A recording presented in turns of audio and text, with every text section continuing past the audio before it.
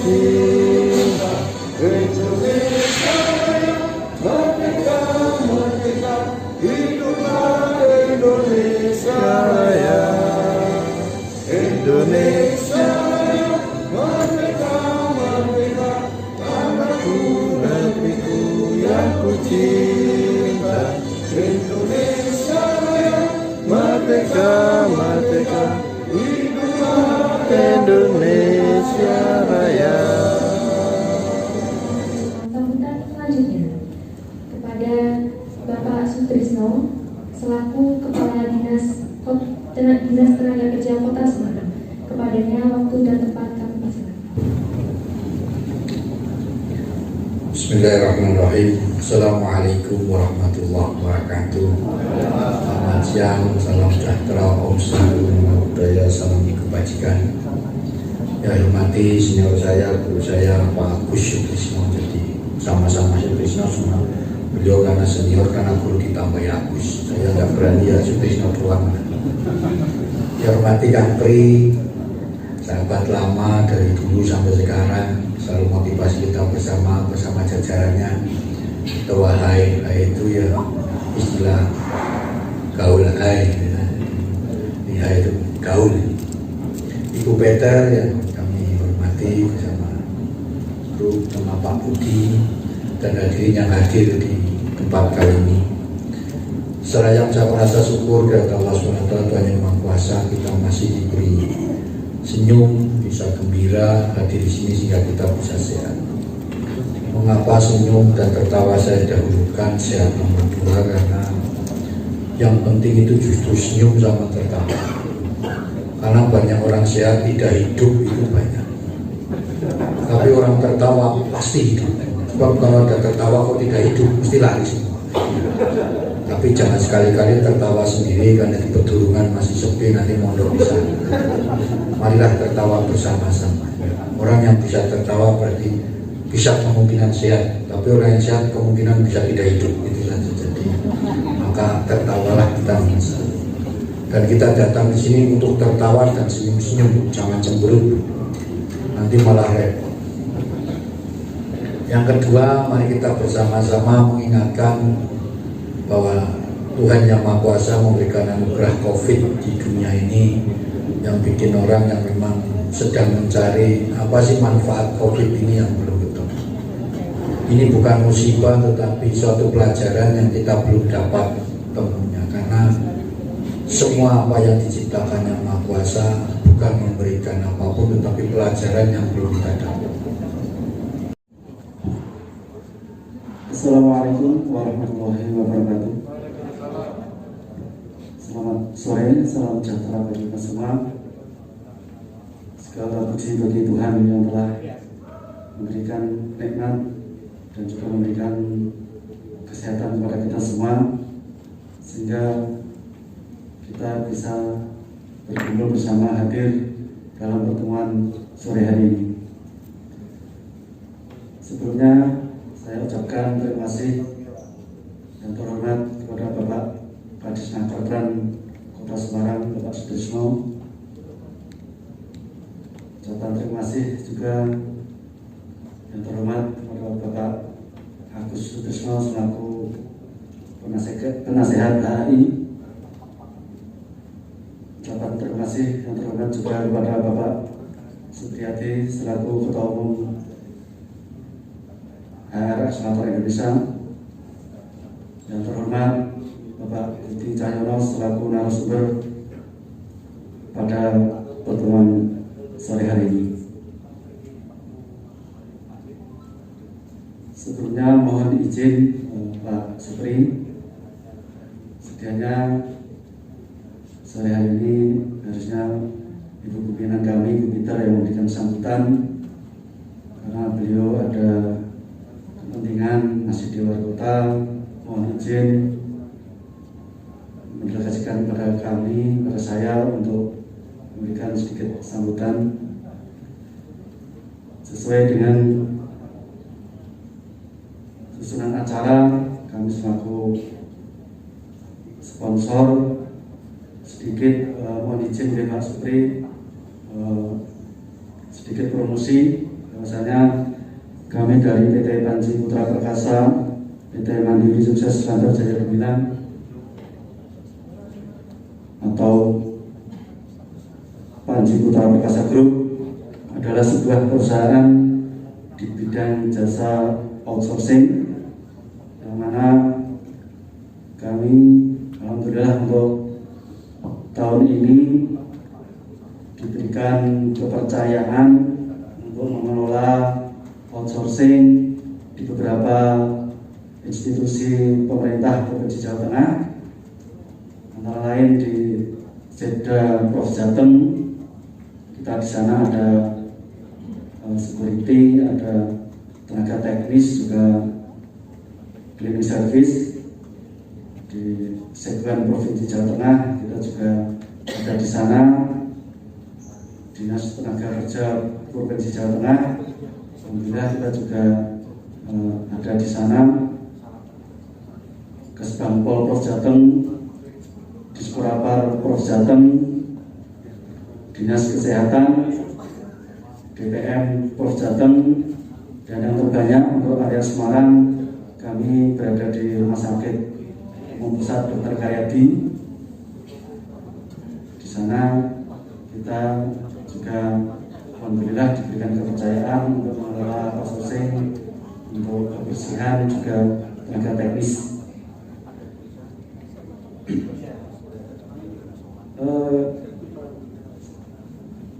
Kami mewakili dari perusahaan berharap mudah-mudahan pertemuan sore hari ini memberikan manfaat bagi kita semua, dan tentunya sesuai dengan tema sore hari ini, acara halal bihalal. Saya pribadi juga mewakili dari perusahaan Panji Putra Perkasa Group mengucapkan minal aidin wal faizin, mohon maaf lahir dan batin. Mungkin itu Bapak Ibu sedikit sambutan dari kami, kurang lebihnya mohon maaf. Assalamualaikum warahmatullahi wabarakatuh. Yang jumlahnya 400 lebih telah dilatih dan disertifikasi.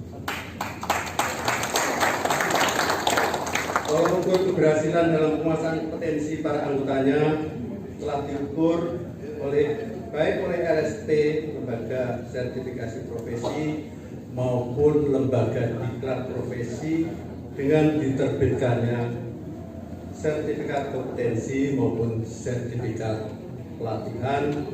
Bahkan sebagian besar anggota HAE telah mendapatkan gelar non akademik sesuai dengan kompetensi yang diikutinya. Pemberian gelar sebagai simbol penguasaan kompetensi telah diberikan kepada individu yang telah mengikuti pelatihan maupun uji kompetensi. Sebagai contoh, Ketua HAE Bapak Supriyadi, dalam waktu singkat beliau sudah bisa menyelesaikan dan mendapatkan gelar 7 gelar. Ya, dan ini telah diikuti oleh para anggotanya, tidak hanya 7 gelar, tapi lebih dari 7 gelar. Sehingga kalau Pak Pri sekarang gelarnya hanya 1 SE, sekarang ditambah 7 gelar lagi. Gelar tersebut dicantumkan di belakang nama beliau, antara lain ada CPHRM, ada CHRP, CCMI, CPS, CMC, CPHRM, CCL, dan lebih banyak lagi, dan semuanya itu adalah di bidang pengembangan sumber daya manusia dan bidang-bidang teknis lainnya. Acara selanjutnya untuk ucapan minal aidin dan faizin kepada perwakilan tamu dari dinas, silakan untuk naik ke panggung, dan untuk pengurusannya juga naik ke panggung.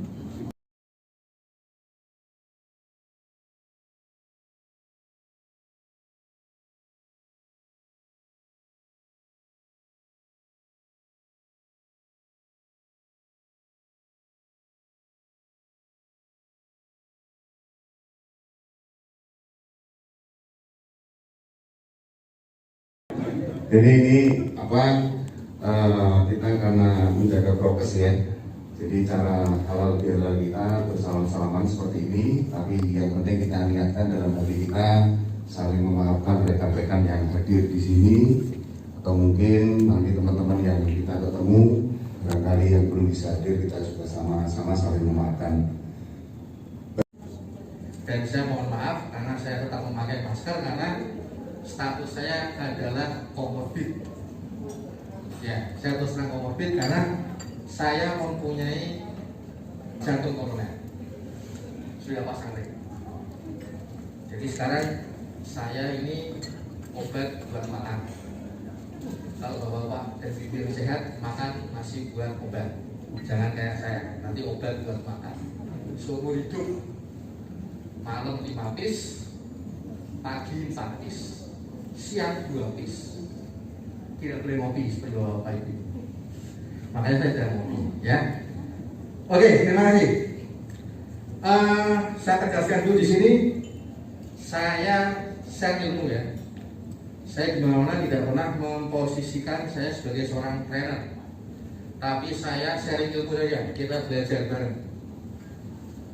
Saya bukan lebih pandai, tapi mungkin tahu duluan. Tahu itu belum tentu lebih pandai, ya. Dan di sini saya terus terang agak kaget kemarin waktu dimintai oleh Pak Supri untuk memberikan materi KPI berbasis jobdesk dan hanya diberikan waktu berapa? 2 jam ya? 1,5 jam. Wah, saya aduh gimana nih? Padahal untuk saya terus terang akan memberikan 2 materi workshop. 1 materi workshop itu minimal teorinya saja 1,5 hari. Terus yang KPI pada waktu saya mengikuti workshop tersebut 2 hari teorinya saja. Jadi di sini saya tadi sudah diskusi sama Pak Supri ya, makanya tadi pagi saya kirim beliau form untuk latihan. Jadi nanti di sini pengantarnya yang penting kita baca aja, kita langsung masuk ke role play-nya atau latihan. Kalau mungkin memang yang belum ngeprint nggak masalah, ini kan ada kertas nih, nanti dikerjakan di sini aja. Nanti ketika di kantor atau di rumah bisa diukur-ukur. Dan saya sudah ngomong sama Pak Fri, kalau setelah acara ini mau dibedah lagi lebih dalam, workshop per workshop, saya siap untuk share ilmu kembali. Ya, oke. Selalu habis.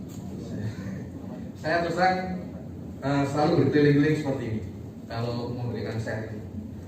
Bapak Ibu ada yang sudah menjalankan KPI? Bapak Ibu sudah membuat job desk di masing-masing perusahaannya? Sudah menjalankan KPI? Job desk-nya dengan metode apa? Job desk-nya dengan metode apa? Ya, job desk pasti sudah buat semua. Nah, sekarang saya tanya, metodenya apa?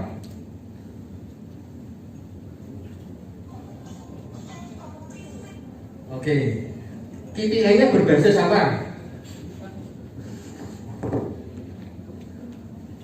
Ya, oke. Gini filosofinya. Pada suka sepak bola ya? Tadi ini dulu sudah mulai. Tapi partai pertama nggak enak ya. Beres lawan apa?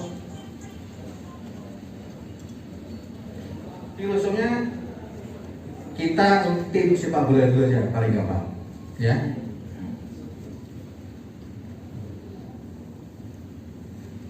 Di gawang. Oke. Kita 4-3-3 aja ya. Seperti sini juga ya. Saya nanya, seorang striker tugas utamanya apa? Mencetak gol. Itu tugas utama ya. Boleh nggak seorang kiper mencetak gol? Tugas utama atau bukan? Apa tugasnya? Enggak, mencetak gol itu berarti tugasnya apa? Enggak. Kiper kan boleh mencetak gol.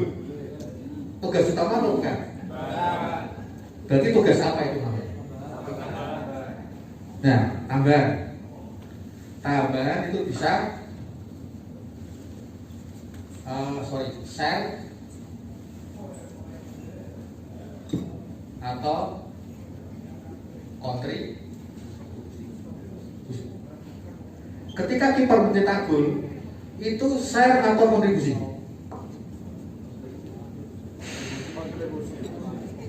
Kontribusi. Karena mungkin dia memberikan umpan yang enak dimakan striker. Tugasnya back apa? Hah? Menjaga pertahanan, menghalangi lawan untuk menjaga pertahanan. Apakah tugas itu boleh dilakukan oleh seorang striker? Boleh. Sebagai seorang striker untuk menjaga pertahanan, itu tugas utama atau tugas apa?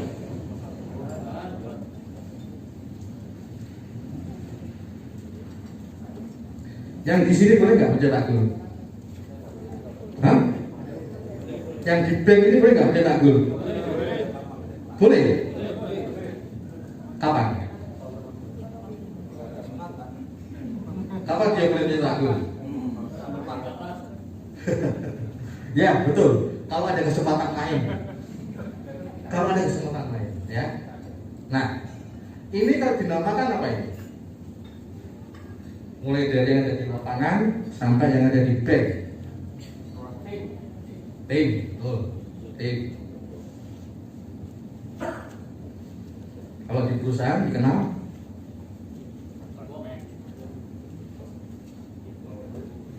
ya, ini adalah struktur organisasinya. Dia punya tujuan. Tapi kalau saya tanya, kalau panjenengan semua tahun 98 sudah lahir belum ya? Kalau saya sudah tua, mau lulus kuliah. Prancis juara dunia dengan tidak pernah mencetak gol melalui seorang striker. Di situ ada namanya Buffon. Ketika Piala Dunia di kandangnya dia di Prancis, dia selalu main, tetapi dia tidak pernah mencetak gol. Adalah seorang striker. Kenapa? Kenapa kok dia dipasang terus? Ini tadi kan ada tugas utama, ada share, ada kontribusi.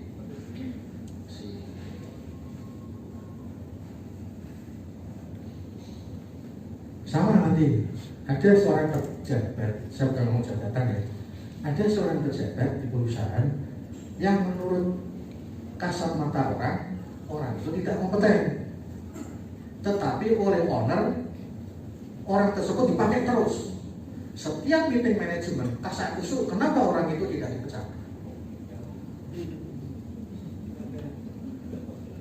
Sama ini dibahas ketika 98, Prancis juara dunia tanpa pernah ngegolkan lewat strikernya. Cadangannya pernah di stop Bulgari. Karena orang ini selalu memberikan assist kepada rekan-rekan yang lain, dan orang ini selalu membuka pertahanan lawan.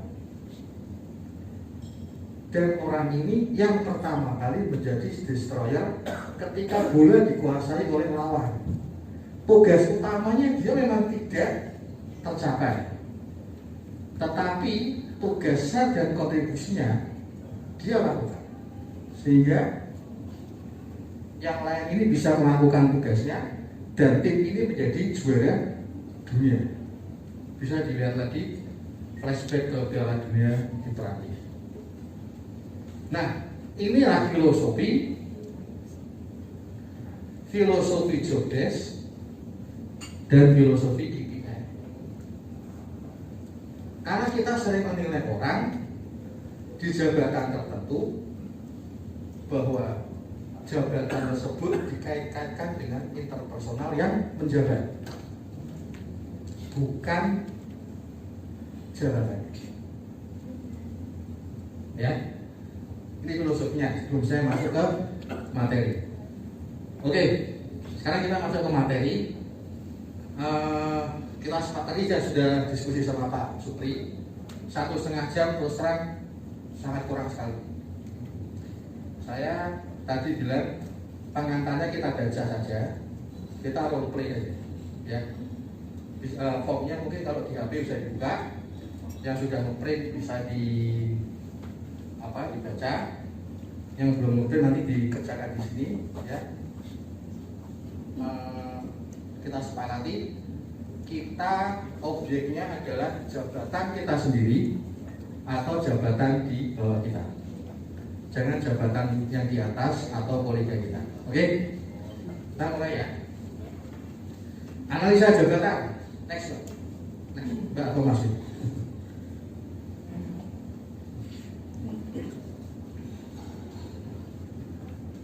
Ya, nanti kita agenda pelatihannya sebenarnya seperti ini. Pendahuluan, penyusunan uraian jabatan, latihan. Kita langsung masuk untuk menyusun jabatan, dan metode yang saya pakai adalah metode HAI. Ya, ketika waktu saya bekerja di sebuah perusahaan hospital, kami menyusun uraian jabatan, job desk, job eva, sampai ke struktur skala upah itu dengan metode HAI. Nah, ini saya ambil yang job desk-nya saja, ya, karena nanti larinya ke KPI. Oke, next. Ini konsep jabatan. Balik. Nah, sebuah jabatan itu diciptakan untuk membantu organisasi mencapai tujuannya. Ada kiper, ada back, ada gelandang, ada striker. Semua tidak bisa bekerja sendiri, tidak ada one man show, ya, tidak ada one man show. Untuk apa?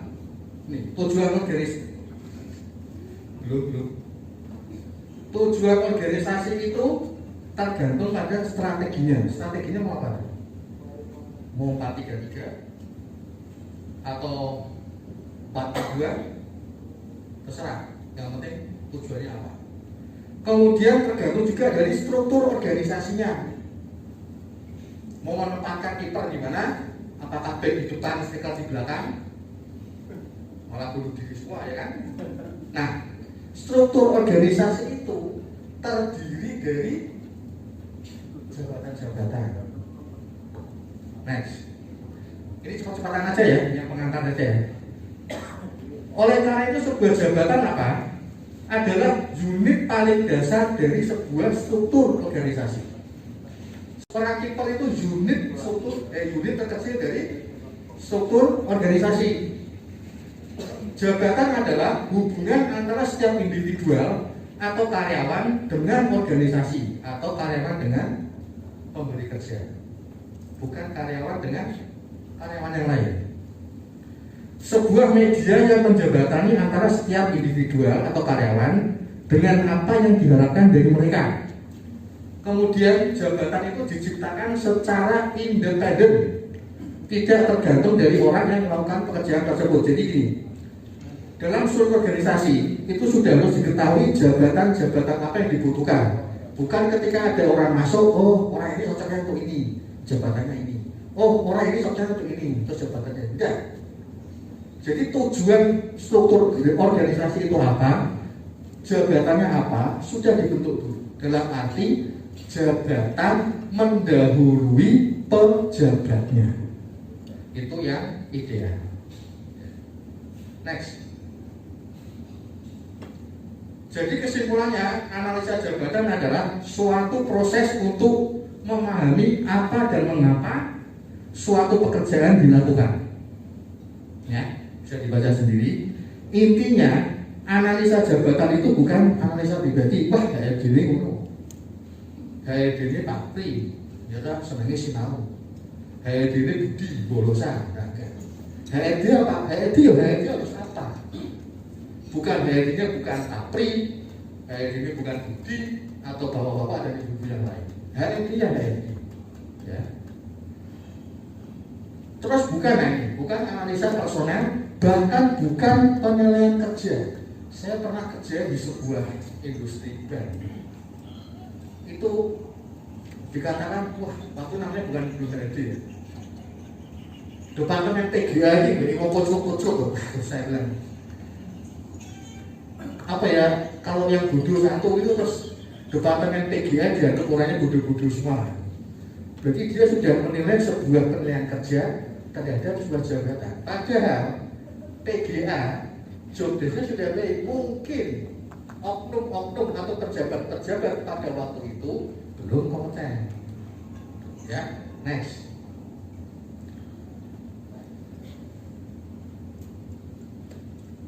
Nah, prinsip dasar analisa jabatan. Analisa adalah bukan daftar tugas. Makanya tadi saya tanya, job desk-nya berbasis apa? Ya, HRD, tugas, payroll, rekrutmen, apalagi pajak, pecah orang, itu daftar tugas. Ya, bukan daftar tugas. Kemudian analisa jabatan ini adalah untuk menganalisa jabatannya, bukan pemangku jabatannya. Ini biasanya nanti larinya ke job evaluasi. HRD harusnya grade sekian, jangan. HRD ini bukti bolosan pesunan, taruh aja di grade yang lebih rendah. Nah, salah. Ya. Kemudian, nah itu tadi, kalau sudah ngejudge biasanya itu adalah perkiraan. Padahal harusnya berupa fakta. Next.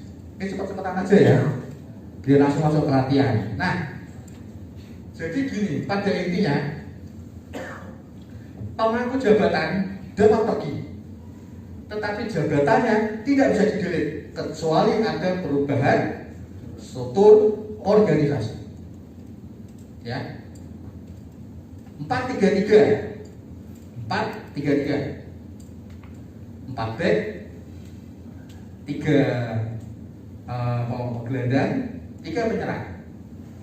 Ketika menjadi 4-4-2, berarti ada satu penyerang yang harus minggir. Karena apa? Struktur organisasinya dirubah dari 4-3-3 menjadi 4-4-2. Tapi kalau strateginya tim sepak bola itu masih 4-3-3, lambung stikernya mau siapa saja, ya, mulai dari stiker paling bagus sekarang siapa sih? Pasti bukan Pak Pri ya. Pak Pri itu stiker paling bagus di hari. Ya, sekarang saya salut dengan hari. Saya dulu termasuk yang ikut mendirikan hari, ikut ngomong. Kemudian grup BA-nya masih berapa sekitar orang. Karena kesehatan, saya mau pamit dengan beliau. Terus sekarang agak enak saya ditanya lagi dan saya terus terang surprise dengan hal yang dinakodai oleh beliau. Ya, saya mengikuti beberapa grup komunitas seperti ini. Terus terang yang paling menggelora, paling cepat gerakannya, ya dari sini. Dan saya tidak tabu ngomong di grup yang lain. Saya sudah ngomong di grup yang lain. Dari sini diserang, nggak apa-apa lah, ya. Kan kalau ngomong yang baik, membandingkan yang baik kan nggak masalah toh. Kecuali kalau saya ngomong gini, Pak Pri bojone loro tahu 4-5, nah itu ya. Itu nggak boleh, ya toh. Pak Pri bisa mengibarkan bendera setinggi mungkin. Tetapi pembekalan kompetensi untuk anggotanya pun tetap dia perhatikan.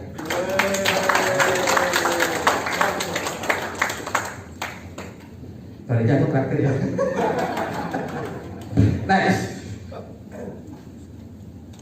Nah, siapa sih yang berkepentingan dengan analisa jabatan? Maka tadi saya bilang, metodenya pakai apa? Yang namanya job desk itu yang berkepentingan stakeholdernya macam-macam. Trainer jelas, recruiter apalagi. Kalau kita disuruh merekrut karyawan tidak tahu job desk-nya, jangan mau.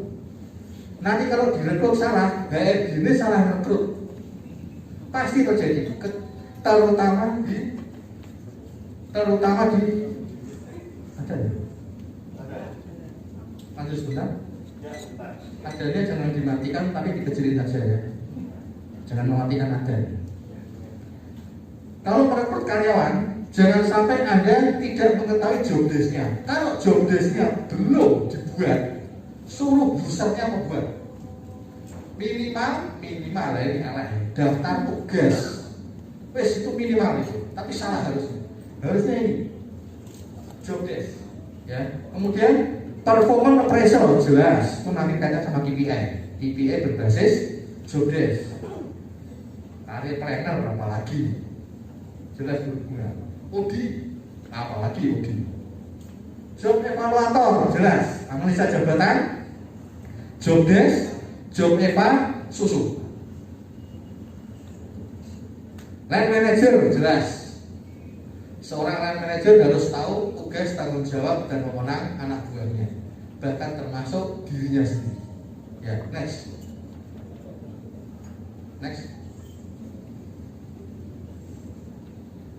Ini proses analisa jabatannya. Ada atasannya langsung, kemudian pemangku jabatan, analisa jabatan. Next aja. Nah, ini format proyek pekerjaan berbasis high method. Kita akan melakukan latihan ini. Nanti kalau kita sudah tahu job desk-nya, kita akan latihan juga tentang KPI. Nggak usah difoto, udah tak kasih nanti materinya. Ya. Yang pertama, identifikasi jabatan. Next. Nih, contoh identifikasi jabatan. Nama jabatan. Ada. Iya, ada.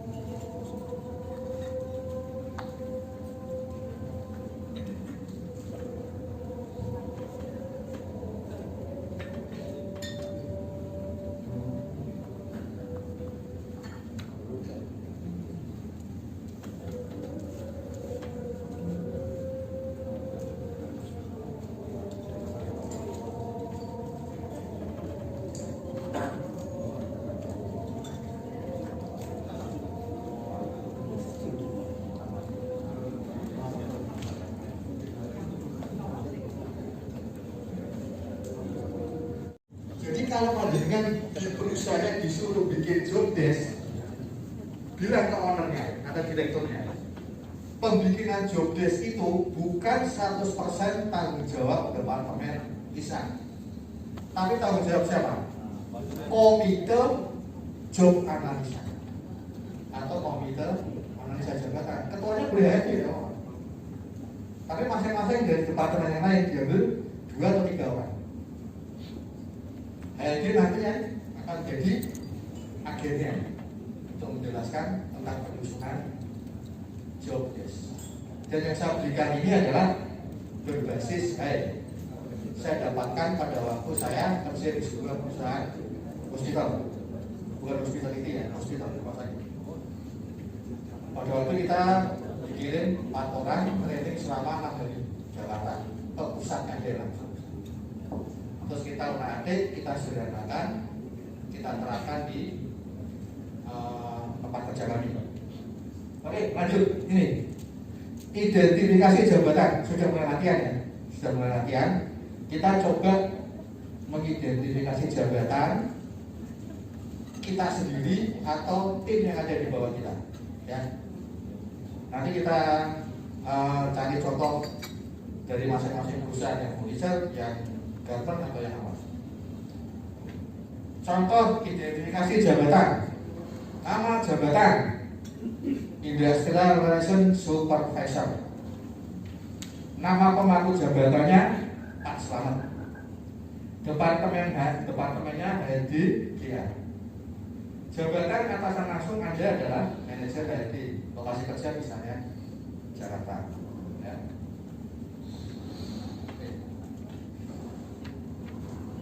Nah, struktur organisasinya seperti ini. Tadi mana? Iya. Industrial Relation Supervisor, departemennya LTDA, jabatan atasan langsungnya adalah manajer HRD. dia disuruh menunjukkan posisinya di mana.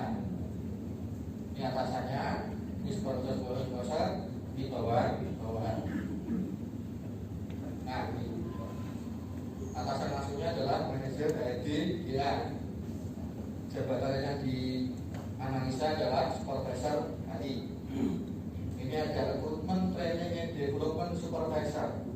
Ada GA supervisor, ada payroll supervisor, kita organisasinya besar. Ya. Ini bawahnya staf IR, staf IR. Nah, tujuan jabatannya dari industrial analysis supervisor itu apa?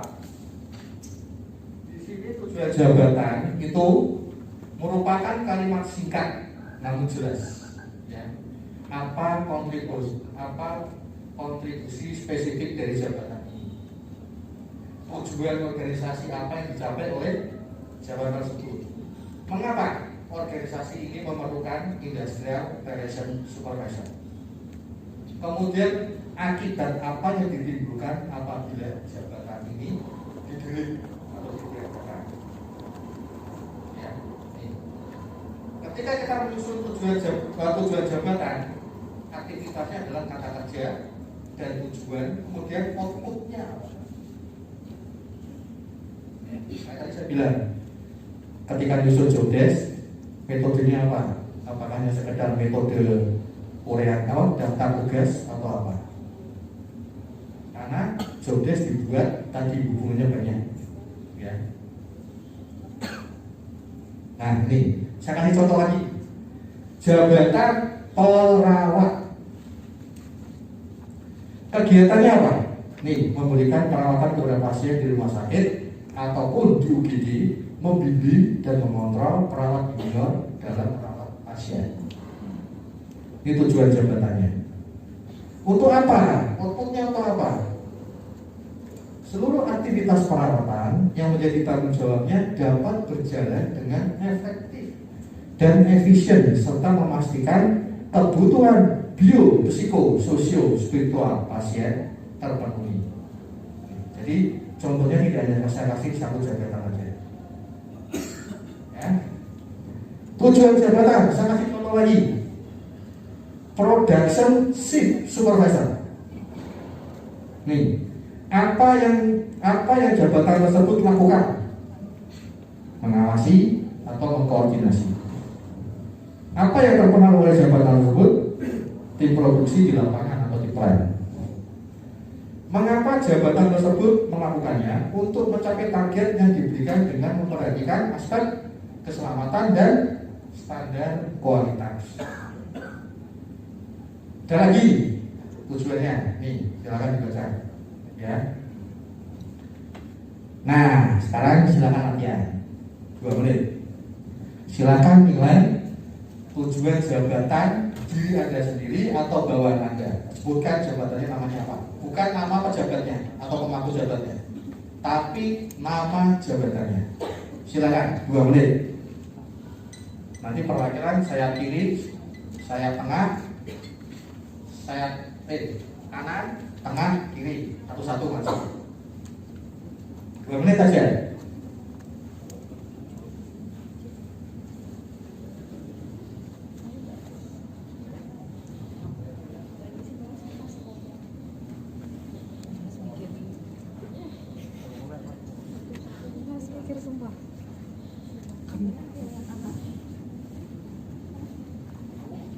Kalau waktunya 1,5 jam, kita beratkan ke teori, nggak masuk. Makanya langsung aja role play. Oke, sudah jadi selesai. Sayap kanan siapa yang mau maju? Sayap kanan siapa yang mau maju? Mas, sendirian ya? Iya. Mana yang ganteng dikerjain? Gitu, nggak apa-apa. Tidak ada benar dan salah ya. Oh, saya juga sering salah sampai sekarang. Asal jangan salah pulang ke rumah. Apalagi kalau salah mengakhiri istri. Aduh, ayo. Silakan. Ayo, saya kanan. 2 kiri. Siapa? Angkat. Masa 2 kiri Pak Supri lagi, boleh maju ya. Bapak, monggo, Bapak.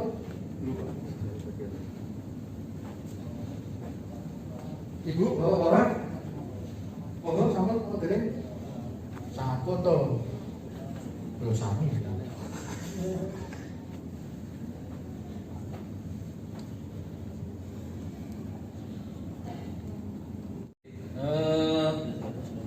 Saya langsung saja, nama jabatan Kepala Transportasi. Kegiatannya mengelola, mengkoordinasi kegiatan terkait planning, budgeting, dan scheduling dari para driver supaya kegiatan pelayanan terkait kendaraan dapat terpenuhi sesuai dengan kebutuhan perusahaan. Itu untuk jabatannya. Ya, terima kasih Pak. Dari mana Pak? Saya gimana Pak? Ya. Perusahaannya. Perusahaan Ya. PT Bistratek Pak. Oh, bisa ada? Ya, Oh, salah buat Pak Taufik sama Bu Sasi ya. ya, ya Pak. Terima kasih. Perkenalkan, nama saya Saifa. Saya dari PT Saringan Pembangunan Jawa Tengah.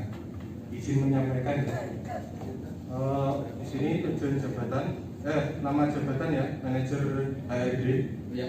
Untuk kegiatannya melakukan perekrutan, training, promosi, payroll, GE, administrasi HR dan IR.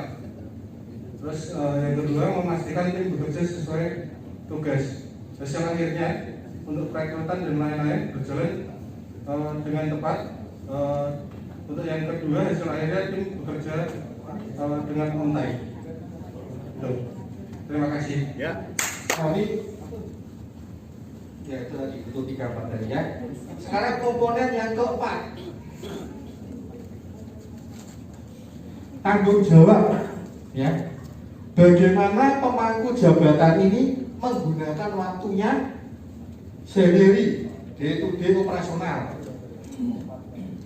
Kegiatan apa saja yang dilakukan oleh pemangku jabatan ini, kemudian apa yang perlu dilakukan agar target dan output yang diharapkan tercapai. Kalau tadi kan jabatan itu tujuannya, outputnya apa? Ya. Nah, tahun ini tanggung jawabnya adalah supaya outputnya tercapai itu apa yang harus dilakukan.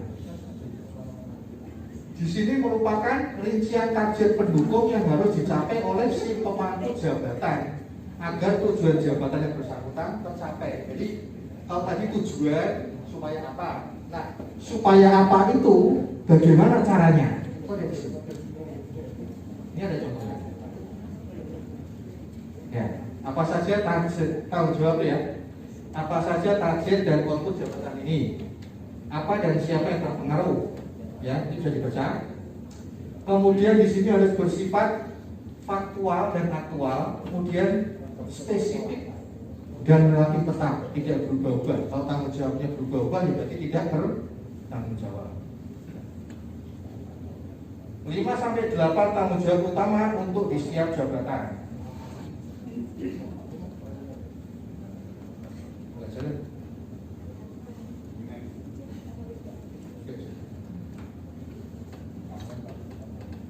Ini ya, bisa dibaca. Nah, ini tanggung jawab utama. Langkah pertama, identifikasikan kontributor utama atau area yang dicakup oleh jabatan tersebut. Contoh, HR manager. Tanggung jawabnya mencakup area apa? Rekrutmen, pelatihan, perencanaan dan pengembangan karir, pengembangan organisasi, penilaian kerja, anggaran departemen. Nih, harus dapat mengidentifikasi output utama yang diharapkan dari suatu jabatan tersebut. Nah, tanggung jawab utama. Langkah yang kedua untuk menyusun tanggung jawab yang kedua. Nih, untuk setiap area definisikan aktivitas utama dan hasilnya. Ya, jadi kalau tadi pointernya batunya mau mati. Nih, kalau langkah pertama tadi identifikasi kontributor utama atau area dicakup oleh jabatan tersebut. Kalau langkah kedua, nih Untuk setiap area definisikan aktivitas utama dan hasilnya. Aktivitas utama, caranya bagaimana? Pakai go dan what. Ya. Bagaimana kontribusinya terhadap pencapaian tersebut? Apa objek dari kontribusi tersebut? Kemudian hasilnya why. Mengapa kontribusinya dibutuhkan? Itu di teori Mas ya. Sekarang saya kasih contohnya.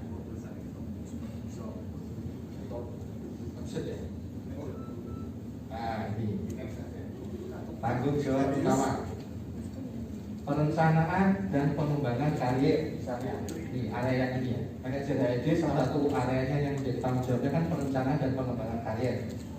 Aktivitas utamanya bagaimana? Berkoordinasi dengan fungsi-fungsi terkait untuk mengembangkan dan memperbarui apa? Rencana pengembangan dan perencanaan karir di perusahaan. Bagaimana caranya? Bagaimana caranya untuk mendapatkan hasil akhir tersebut? Untuk memastikan bahwa seluruh karyawan memiliki perencanaan karir dan pengembangan sesuai dengan strategi perusahaan. Seperti tadi 433 atau 442. Kalau strategi perusahaannya diganti, ya tentunya tujuan perusahaan akan berubah. Nih. Kemudian yang dipakai adalah kata-kata yang bersifat kata kerja di sini. Kalau pembuat kebijakan itu biasanya di sini mengembangkan, mengarahkan, menetapkan, mengontrol, merencanakan, menyiapkan. Kalau tingkat junior biasanya menganalisa, mencapai dan sebagainya. Kalau pelaksana memeriksa, menyusun, mendistribusikan dan sebagainya. Ya. Nah ini contohnya unsur-unsur akhir. Pengelolaan sumber daya manusia berjalan dengan baik dan sebagainya. Ini contoh tanggung jawab utama untuk HR manager. Ya, bisa dibaca ya. Nih. Tapi di sini kita harus tahu bahwa apa sih perbedaan kegiatan dan tanggung jawab utama. Kalau kegiatan adalah dilakukan pada sebagian besar waktu pemangku jabatan. Kemudian merupakan proses untuk mencapai output atau hasil akhir yang diharapkan. Sedangkan tanggung jawab definisinya adalah target atau output yang harus dicapai. Kalau ini adalah kegiatannya untuk mencapai output, kalau tanggung jawab adalah output yang harus dicapai. Jadi kegiatan mensupport tanggung jawab. Dapat digunakan sebagai dasar dalam mengukur keberhasilan kerja sebuah jabatan. Itu kalau tanggung jawab. Ya. Ini bisa dibaca. Nah sekarang latihan. Ini sebuah jabatan Anda sendiri atau di bawahnya. Kemudian uraikan area tanggung jawab utamanya itu apa saja. Kemudian output yang diharapkan apa. Identifikasikan sampai 4 aja lah. 4 area tanggung jawab utama. Ya. Oh, 2 menit. 2 menit. Ya, silakan. 2 menit. 2 menit ini jawabnya nanti setelah sholat atau gimana? Pak Budi. Oh, saya ya. moderator aja. Enggak di stop biasanya terus. Ya. Di stop ya saya pulang. Silakan 2 menit. Kita istirahat berapa menit? Jadi ini kan istirahat untuk sholatnya 30 menit. Nah nanti silakan untuk makannya bisa dibawa ke dalam nanti sambil mendengarkan nanti. Ya, nggak apa-apa. Aku. Ya, nggak apa-apa. Jadi cut dulu. Makasih. Untuk tangan